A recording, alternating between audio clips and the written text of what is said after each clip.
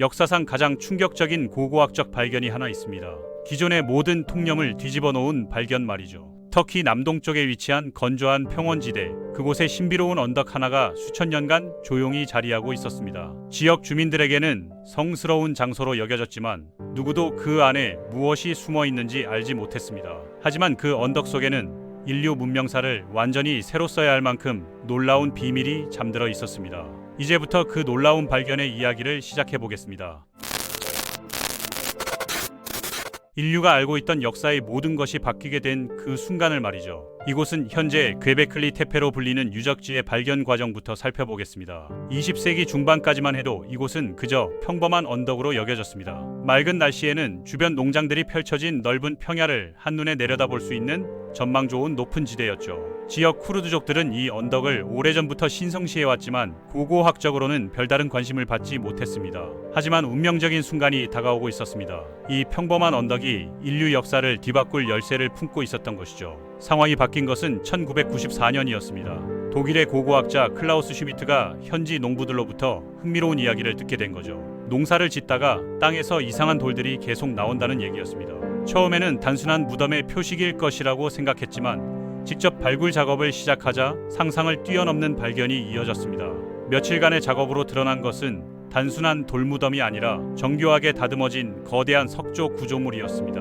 그 순간 슈미트는 자신이 역사상 가장 중요한 발견 중 하나를 마주하고 있다는 것을 직감했죠. 땅속에서 모습을 드러낸 것은 단순한 돌덩어리가 아니었습니다. 거대한 규모의 석조 구조물이었죠. T자 모양의 기둥들이 정교하게 배열되어 있었고 아치형의 통로들이 복잡하게 연결되어 있었습니다. 분심원 형태로 배치된 석조물들의 규모는 상상을 초월했습니다. 더욱 놀라운 것은 이 구조물들의 표면에 새겨진 정교한 조각들이었습니다. 사자, 뱀, 독수리, 멧돼지 등 다양한 동물들의 모습이 생생하게 새겨져 있었고 일부는 인간의 모습을 연상시키기도 했습니다. 발굴이 진행될수록 더욱 놀라운 사실들이 드러났습니다. 기둥들의 높이는 6m에 달했고 무게는 각각 50톤이 넘었습니다. 현대의 중장비 없이 어떻게 이런 거대한 돌들을 운반하고 세웠는지는 여전히 미스터리였죠. 더군다나 이 모든 작업이 청동기 도구조차 없던 시대에 이루어진 것이었습니다. 돌을 깎는 데 사용된 도구들은 흑요석이나 부싯돌로 만든 원시적인 것들 뿐이었습니다. 그런데 가장 큰 충격은 따로 있었습니다. 방사성 탄소 연대 측정 결과 이 유적지는 무려 1500년 전에 건설된 것으로 판명된 거죠. 이는 농업이 시작되기 이전 인류가 아직 수렵 채집 생활을 하던 시기에 만들어진 것이었습니다. 지금까지 알려진 인류 최초의 거대 건축물이었던 셈이죠. 이집트의 피라미드보다 7000년, 영국의 스톤헨지보다 6000년이나 앞선 것이었습니다. 이 발견은 고고학계에 엄청난 충격을 주었습니다. 지금까지 학자들은 인류가 농업을 시작한 후에야 정착 생활을 하고 그 다음에 종교와 건축이 발달했다고 생각해왔거든요. 하지만 괭베클리 테페는 그 순서가 완전히 뒤바뀔 수 있음을 보여주었습니다. 종교적 목적으로 거대한 건축물을 만들기 위해 사람들이 모였고 그 과정에서 농업과 정착 생활이 시작되었을 수도 있다는 거죠. 이는 인류 문명 발전에 대한 기존 이론을 완전히 뒤집어 놓는 것이었습니다. 더욱 흥미로운 점은 이 유적지가 어느 순간 의도적으로 묻혔다는 사실입니다. 건설자들이 직접 수백 톤의 흙과 돌로 덮어버린 거죠. 왜 그런 선택을 했는지는 여전히 미스터리로 남아 있습니다. 어쩌면 기후변화나 종교적 변화 또는 새로운 침입자들로 인해 이 성스러운 장소를 보호하려 했을 수도 있습니다. 수천 년 동안 이곳을 지나간 수많은 문명들이 있었지만 아무도 이 거대한 유적지의 존재를 알지 못했습니다. 괭베클리 테페에서 발견된 조각들을 자세히 살펴보면 더욱 흥미로운 이야기들이 드러납니다. 기둥들에 새겨진 동물들은 당시 이 지역에 살았던 야생 동물들의 모습을 보여줍니다. 사자, 표범, 곰, 멧돼지, 여우, 뱀, 전갈, 거미 등 다양한 생물들이 생생하게 묘사되어 있어요. 특히 독수리와 같은 맹금류의 묘사가 많은 것으로 보아 이들이 특별한 종교적 의미를 가졌을 것으로 추정됩니다. 일부 기둥에는 인간의 팔과 손이 새겨져 있어 이 T자 모양의 기둥들이 거대한 인간의 형상을 상징했을 가능성도 있습니다. 가장 흥미로운 것 중 하나는 독수리돌이라고 불리는 석판입니다. 여러 마리의 독수리들이 둥근 물체를 둘러싸고 있는 모습이 새겨져 있는데 일부 학자들은 이것이 고대의 천문도일 가능성을 제기하고 있습니다.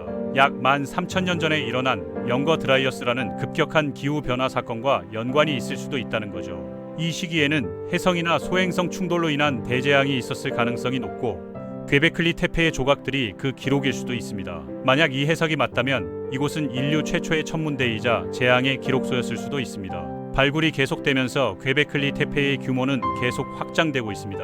지금까지 발굴된 부분은 전체의 5%도 안 된다고 추정되거든요. 지하 탐사 결과 아직도 수십 개의 거대한 원형 구조물들이 땅속에 묻혀 있는 것으로 보입니다. 각각의 구조물들은 서로 다른 시기에 만들어진 것으로 보이며 가장 오래된 것은 12,000년 전으로 거슬러 올라갑니다. 이는 이 장소가 단순한 건축물이 아니라 수천 년간 지속적으로 사용된 종교적 복합체였음을 의미합니다. 퀘베클리 테페 주변에서도 비슷한 유적들이 발견되고 있습니다.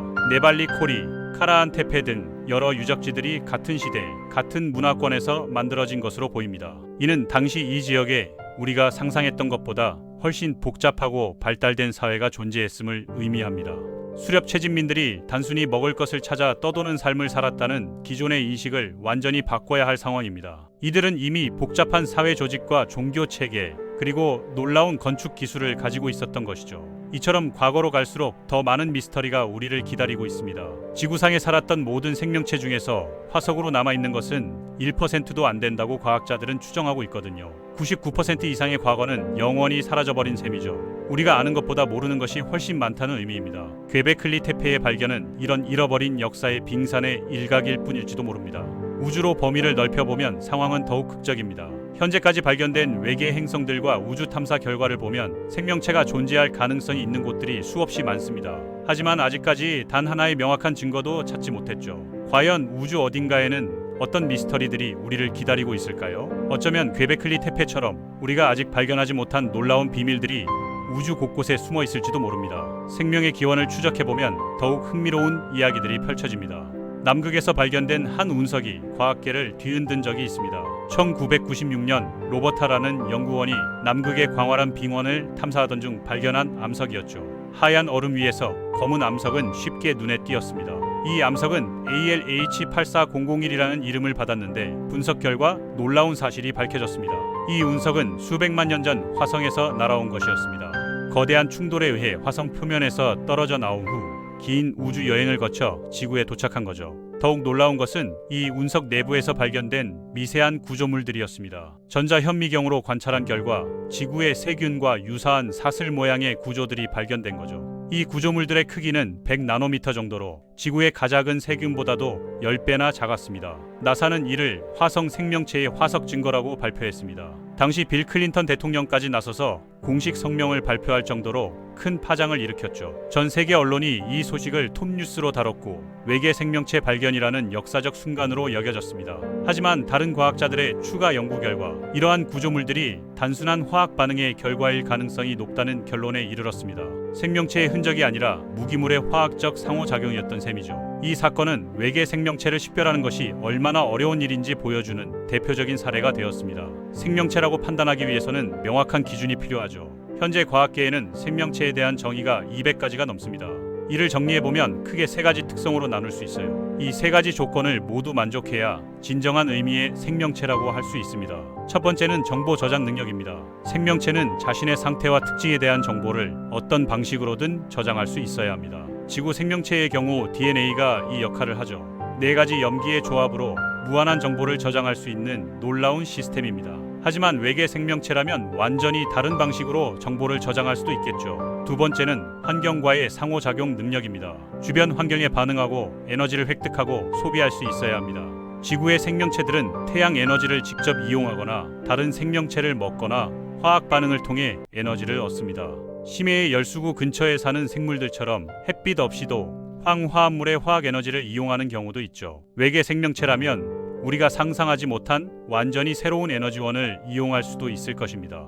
세 번째는 자기 복제 능력이죠. 자신과 유사한 사본을 만들어낼 수 있어야 합니다. 이는 생명체가 개체의 죽음을 넘어 종족을 유지하기 위한 필수 조건입니다. 지구의 생명체들은 DNA 복제를 통해 이를 달성하지만 외계에서는 전혀 다른 방식이 가능할 수도 있습니다. 어쩌면 디지털 정보처럼 완벽한 복사가 가능한 생명체도 있을 수 있겠죠. 이 3가지 조건을 만족하는 것이 우리가 일반적으로 생각하는 생명체의 모습입니다. 지구상의 모든 생명체는 이 기본 원리를 따르고 있어요. DNA의 정보를 저장하고 단백질을 통해 환경과 상호작용하며 RNA의 도움으로 자신을 복제합니다. 이 완벽한 순환 구조가 생명 활동을 가능하게 하는 거죠. 38억 년간 이 시스템이 한 번도 중단된 적 없이 계속 이어져 온 것을 보면 정말 경이로운 일이 아닐 수 없습니다.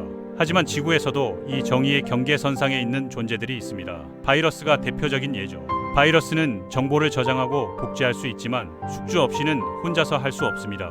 과연 이것을 완전한 생명체라고 볼 수 있을까요? 최근 코로나19 팬데믹을 겪으면서 바이러스의 생존 전략에 대해 더 많이 알게 되었지만 여전히 명확한 답은 없습니다.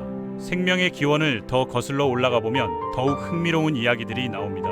1952년 스탠리 밀러라는 대학원생이 수행한 유명한 실험이 있어요. 물과 메탄, 암모니아, 수소를 섞은 후 전기 방전을 가했더니 놀라운 결과가 나타났습니다. 며칠 만에 용액이 분홍색으로 변했고 일주일 후에는 진한 붉은색이 되었죠. 당시로서는 상상할 수 없던 결과였습니다. 분석 결과 플라스크 안에서 아미노산들이 생성된 것을 확인할 수 있었습니다. 글리신, 알라닌, 아스파르트산 등 생명체의 기본 구성 요소들이 단순한 화학 반응만으로 만들어진 거죠. 이 실험은 생명의 기원이 자연스러운 화학 진화의 결과일 가능성을 보여준 획기적인 연구였습니다. 원시 지구의 환경을 실험실에서 재현했을 뿐인데 생명의 재료들이 저절로 만들어진 것입니다. 이는 우주 어디서든 적절한 조건만 갖춰지면 생명의 씨앗이 만들어질 수 있음을 의미했죠. 더욱 놀라운 것은 이런 유기 화합물들이 우주 곳곳에서 발견되고 있다는 사실입니다. 2014년 일본의 하야부사 2 탐사선이 소행성 류구에서 채취한 샘플을 분석한 결과 여러 종류의 아미노산이 발견되었거든요. 심지어 은하의 거대 분자 구름에서도 글리신 같은 기본 아미노산들이 검출되고 있습니다. 이는 별이 탄생하기 전부터 이미 생명의 재료들이 우주 공간에 떠다니고 있다는 뜻입니다. 우주가 하나의 거대한 화학 실험실 역할을 하고 있는 셈이죠. 이는 생명의 재료들이 우주 전체에 광범위하게 분포되어 있을 가능성을 시사합니다. 별이 탄생하는 곳마다 생명의 씨앗이 함께 만들어질 수 있다는 의미죠. 하지만 재료가 있다고 해서 자동으로 생명체가 만들어지는 건 아닙니다. 적절한 조건과 환경이 필요하거든요. 온도, 압력, 화학적 환경, 에너지원 등 모든 것이 완벽하게 맞아떨어져야 생명이 탄생할 수 있습니다. 태양계에서 생명체가 존재할 가능성이 있는 곳들을 살펴보면 흥미로운 패턴을 발견할 수 있습니다. 화성은 과거에 따뜻했고 바다가 있었지만 작은 크기 때문에 대기를 잃고 말라버렸어요. 화성의 극지방에는 지금도 물이 얼음 형태로 존재하고 지하에는 액체 상태의 물이 있을 가능성이 높습니다. 최근 화성 탐사선들이 보내온 데이터를 보면 과거 화성에는 강과 호수, 심지어 바다까지 있었던 것으로 보입니다. 만약 그 시절에 생명체가 존재했다면 지금도 지하 깊은 곳에서 살아남아 있을 수도 있겠죠. 금성은 초기에는 바다가 있었을 가능성이 높지만 폭주 온실 효과로 인해 지옥 같은 환경이 되었죠. 현재 금성의 표면 온도는 500도가 넘고 대기압은 지구의 90배에 달합니다. 하지만 최근에는 금성의 구름치에서 생명체의 흔적일 수도 있는 화학 물질이 발견되어 화제가 되었습니다. 포스핀이라는 가스인데 지구에서는 주로 생물학적 과정을 통해서만 만들어지거든요. 물론 비생물학적 과정으로도 만들어질 수 있지만 금성에서 발견된 양은 그것으로는 설명하기 어려울 정도로 많았습니다. 반면 목성의 위성 유로파나 토성의 위성 엔셀라두스 같은 곳들은 두꺼운 얼음 아래 거대한 바다를 품고 있습니다. 햇빛은 전혀 들어가지 않지만 조석 가열에 의한 에너지가 있어서 생명체가 존재할 가능성이 있어요. 유로파의 바다는 지구의 모든 바다를 합친 것보다 2배나 많은 물을 가지고 있다고 추정됩니다. 그리고 그 바다의 바닥에는 암석과 물이 만나는 경계면이 있어서 지구의 심해 열수구와 비슷한 환경이 조성될 수 있습니다. 지구의 열수구 주변에는 태양 에너지 없이도 번성하는 독특한 생태계가 있거든요. 또 토성의 위성 타이탄은 메탄으로 이루어진 호수와 강이 있어서 전혀 다른 형태의 생명체가 진화했을 수도 있습니다. 타이탄의 표면 온도는 영하 180도 정도로 극도로 차갑지만 메탄이 액체 상태로 존재할 수 있는 환경입니다. 지구에서는 물이 생명의 매개체 역할을 하지만 타이탄에서는 메탄이 그 역할을 할 수 있을지도 모르죠. 물론 메탄 기반의 생명체가 실제로 가능한지는 아직 아무도 모릅니다. 하지만 우주는 우리의 상상을 뛰어넘는 다양성을 보여주고 있어서 불가능한 일은 아닐 것 같습니다. 우주적 관점에서 보면 생명체가 나타날 수 있는 시기에도 제한이 있습니다. 별들이 무거운 원소들을 만들어내는 핵합성 과정을 거쳐야 하거든요. 빅뱅 직후에는 수소와 헬륨만 있었고 탄소와 산소 같은 생명체의 필수 원소들은 별의 내부에서 만들어졌습니다. 따라서 우주 초기에는 생명체가 존재할 수 없었어요. 우리 몸을 구성하는 원소들은 모두 수십억 년 전에 죽은 별들의 내부에서 만들어진 것들입니다. 첫 번째 별들이 나타난 것은 빅뱅 이후 약 1억 년 정도 되었을 때입니다. 이들이 죽으면서 무거운 원소들을 우주 공간으로 방출했고 이것이 다음 세대 별들의 재료가 되었죠. 이런 과정을 여러 번 거쳐야 암석 행성과 생명체가 만들어질 수 있는 충분한 무거운 원소들이 축적됩니다. 우리 태양계는 3세대 별계에 속하는데 그래서 지구 같은 암석 행성이 만들어질 수 있었던 것입니다. 1세대나 2세대 별 주변에는 가스 행성만 있고 생명체가 살 수 있는 고체 표면을 가진 행성은 없었을 거예요. 따라서 우리가 아는 형태의 생명체는 빅뱅 이후 최소한 수십억 년이 지나야 나타날 수 있었을 것입니다. 하지만 우리가 모르는 형태의 생명체라면 이야기가 달라질 수 있어요. 암흑물질이나 암흑에너지를 이용하는 완전히 다른 형태의 생명체가 있다면 훨씬 이른 시기부터 존재했을 가능성도 있습니다. 현재 우주의 95%는 암흑물질과 암흑에너지로 이루어져 있는데 우리는 이것들에 대해 거의 아무것도 모르거든요. 어쩌면 우리가 아는 물질 기반의 생명체는 우주 전체에서 극소수에 불과할지도 모릅니다. 이런 관점에서 보면 페르미의 역설이 더욱 의미심장하게 다가옵니다. 우주는 너무나 크고 오래되었는데 왜 우리는 아직까지 다른 지적 생명체의 흔적을 발견하지 못했을까요? 여러 가지 가능한 답들이 있지만 그 어느 것도 완전히 확신할 수는 없습니다. 어쩌면 생명체는 흔하지만 지적 생명체는 극히 드물 수도 있고 지적 생명체는 흔하지만 오래 지속되지 못할 수도 있습니다. 아니면 우주의 시간과 공간의 규모가 워낙 커서 서로 만날 기회가 없는 것일 수도 있어요. 마치 괴베클리 테페처럼 우주 어딘가에는 고대 문명의 흔적들이 조용히 우리를 기다리고 있을지도 모릅니다. 수백만 년, 수억 년 전에 번성했다가 사라진 문명들의 유적이 외로운 행성 어딘가에 묻혀 있을 수도 있죠. 그들도 우리처럼 우주의 신비를 탐구하고 다른 생명체를 찾으려 노력했을지도 모릅니다. 하지만 시간의 벽은 너무나 두터워서 서로의 존재를 알아챌 기회를 놓쳤을 수도 있어요. 언젠가 우리가 그런 흔적들을 발견하게 된다면 그것은 괴베클리 테페의 발견만큼이나 충격적인 순간이 될 것입니다.